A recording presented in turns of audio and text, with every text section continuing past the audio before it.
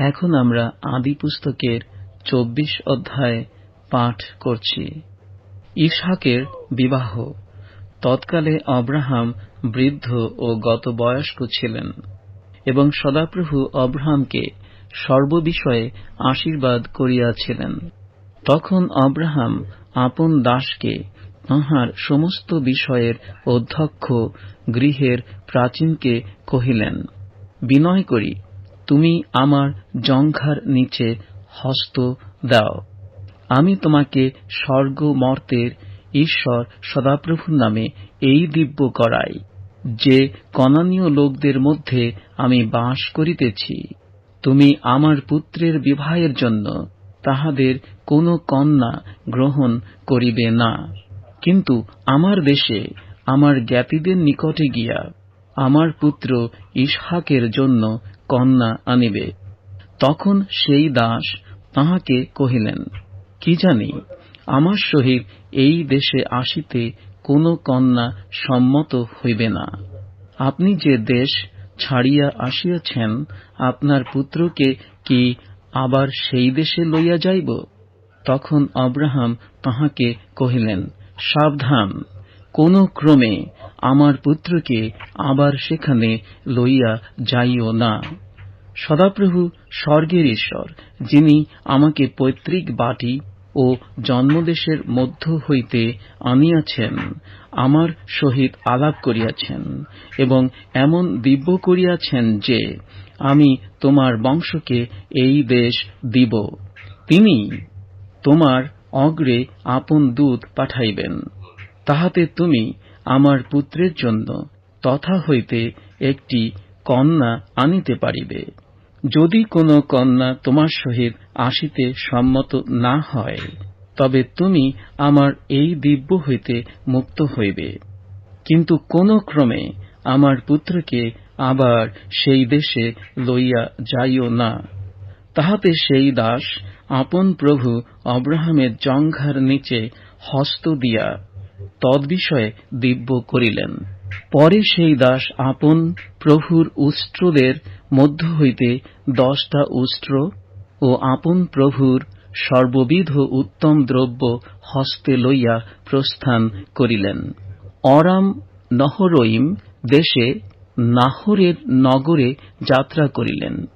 আর সন্ধ্যাকালে যে সময়ে স্ত্রীলোকেরা জল তুলিতে বাহির হয়, তৎকালে তিনি নগরের বাহিরে সজল কূপের নিকটে উষ্ট্রদিগকে বসাইয়া রাখিলেন এবং কহিলেন, হে সদাপ্রভ, আমার কর্তা আব্রাহামের ঈশ্বর, বিনয় করি অদ্য আমার সম্মুখে শুভ ফল উপস্থিত করো। আমার প্রভু আব্রাহামের প্রতি দয়া করো। দেখো, আমি এই সজল কূপের নিকটে দাঁড়াইয়া আছি এবং এই নগরবাসীদের কন্যাগণ জল তুলিতে বাহিরে আসিতেছে।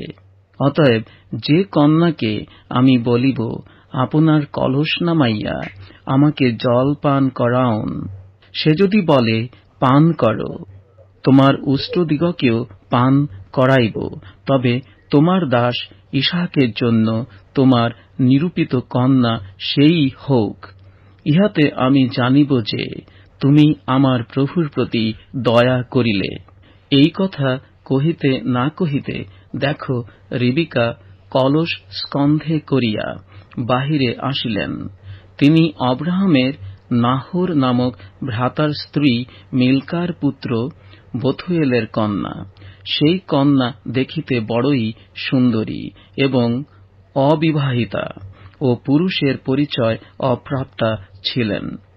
তিনি কূপে নামিয়া কলস পুরিয়া উঠিয়া আসিতেছেন, এমন সময়ে সেই দাস দৌড়িয়া তাঁহার সঙ্গে সাক্ষাৎ করিয়া কহিলেন, বিনয় করি আপনার কলস হইতে আমাকে কিঞ্চিৎ জল পান করিতে দিউন।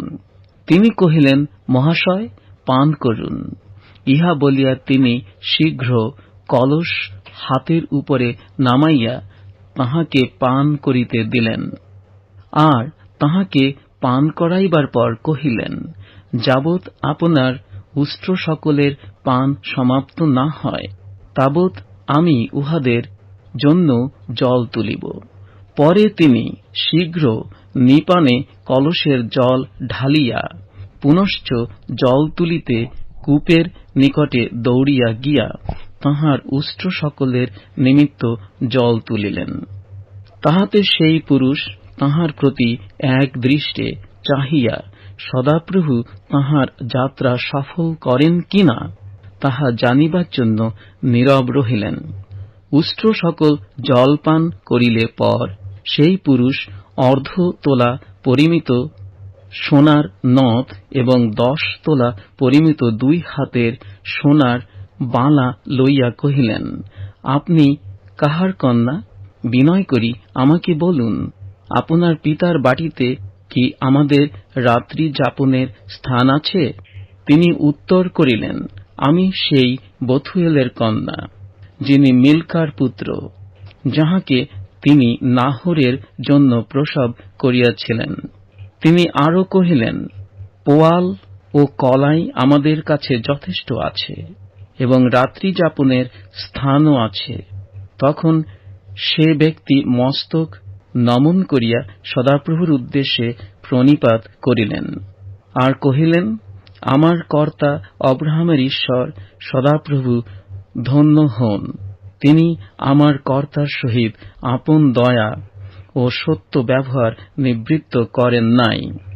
সদাপ্রভু আমাকেও পথ ঘটনাতে আমার কর্তার জ্ঞাতিদের বাটিতে আনিলেন। পরে সেই কন্যা দৌড়িয়ে গিয়া মাতার গৃহে লোকদিওকে এই সকল কথা জানাইলেন।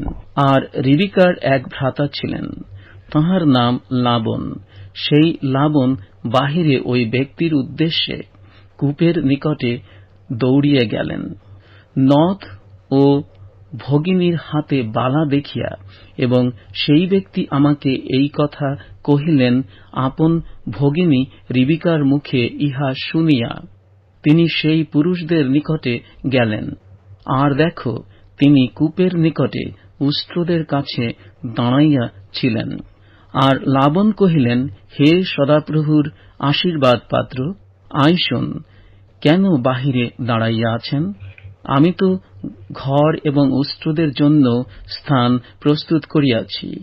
তখন ওই ব্যক্তি বাটিতে প্রবেশ করিয়া উষ্ট্রদের সজ্জা খুলিলে তিনি উষ্ট্রদের জন্য পোয়াল ও কলাই দিলেন এবং তাঁহার ও তৎসঙ্গী লোকদের পা ধুইবার জল দিলেন।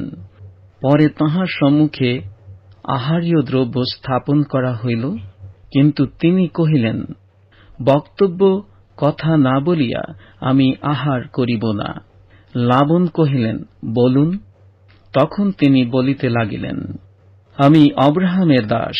সদাপ্রভু আমার কর্তাকে বিলক্ষণ আশীর্বাদ করিয়াছেন, আর তিনি বড় মানুষ হইয়াছেন, এবং সদাপ্রভু তাহাকে মেষ ও গবাদি পাল এবং রৌপ্য ও স্বর্ণ এবং দাস ও দাসী এবং উষ্ট্র ও গর্দভ দিয়াছেন। আর আমার কর্তার ভার্যা সারা বৃদ্ধকালে তাহার জন্য এক পুত্র প্রসব করিয়াছেন। তাহাকেই তিনি আপনার সর্বস্ব দিয়াছেন। আর আমার কর্তা আমাকে দিব্য করাইয়া কহিলেন, আমি যাহাদের দেশে বাস করিতেছি, তুমি আমার পুত্রের জন্য সেই কনানীয়দের কোন কন্যা আনিও না, কিন্তু আমার পিতৃকুলের ও আমার গোষ্ঠীর নিকটে গিয়া আমার পুত্রের জন্য কন্যা আনিও। তখন আমি কর্তাকে কহিলাম, কি জানি, কোন কন্যা আমার সঙ্গে আসিবে না। তিনি কহিলেন, আমি যাহার সাক্ষাতে গমনাগমন করি, সেই সদাপ্রভু তোমার সঙ্গে আপন দূত পাঠাইয়া তোমার যাত্রা সফল করিবেন, এবং তুমি আমার গোষ্ঠী ও আমার পিতৃকুল হইতে আমার পুত্রের জন্য কন্যা আনিবে। তাহা করিলে এই দিব্য হইতে মুক্ত হইবে। আমার গোষ্ঠীর নিকটে গেলে যদি তাহারা কন্যা না দেয়, তবে তুমি এই দিব্য হইতে মুক্ত হইবে। আর অদ্য আমি ওই কূপের নিকটে উপস্থিত হইলাম, আর বলিলাম, হে সদাপ্রভু, আমার কর্তা অব্রাহামের ঈশ্বর, তুমি যদি আমার এই যাত্রা সফল করো, তবে দেখো, আমি এই সজল কূপের নিকটে দাঁড়াইয়া আছি। অতএব জল তুলিবার নিমিত্তে আগত যে কন্যাকে আমি বলিব, আপনার কলস হইতে আমাকে কিঞ্চিৎ জল পান করিতে দিউন, তিনি যদি বলেন, তুমিও পান করো এবং তোমার উষ্ট্রদের জন্য আমি জল তুলিয়া দিব, তবে তিনি সেই কন্যা হন, যাহাকে সদাপ্রভু আমার কর্তার পুত্রের জন্য নিরূপণ করিয়াছেন। এই কথা আমি মনে মনে বলিতে না বলিতে দেখো, রিবিকা কলস স্কন্ধে করিয়া বাহিরে আসিলেন।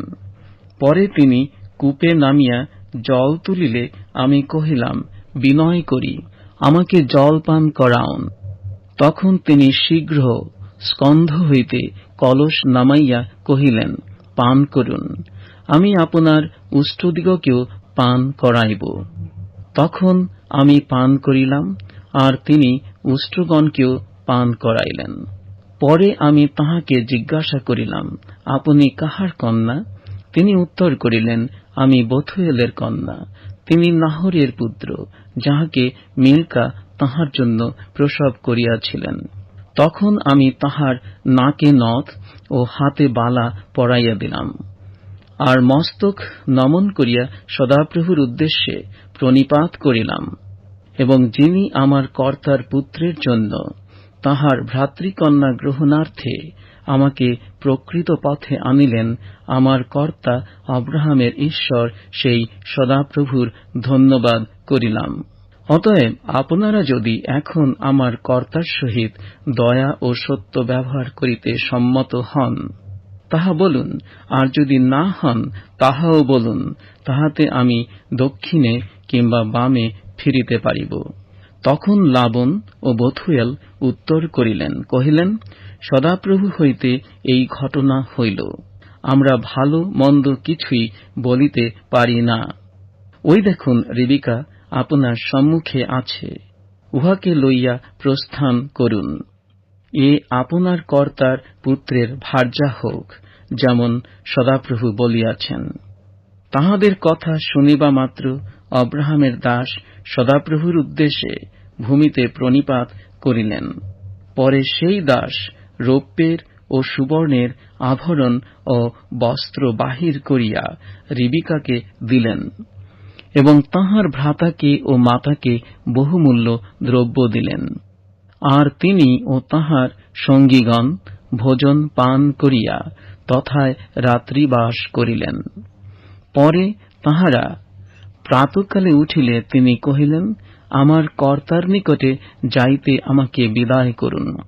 তাহাতে রিবিকার ভ্রাতা ও মাতা কহিলেন, কন্যাটি আমাদের নিকটে কিছুদিন থাকুক, ন্যূনকল্পে 10 দিন থাকুক, পরে যাইবে। কিন্তু তিনি তাহাদিগকে কহিলেন, আমাকে বিলম্ব করাইবেন না, কেননা সদাপ্রভু আমার যাত্রা সফল করিলেন। আমাকে বিদায় করুন, আমি নিজ কর্তার নিকটে যাই।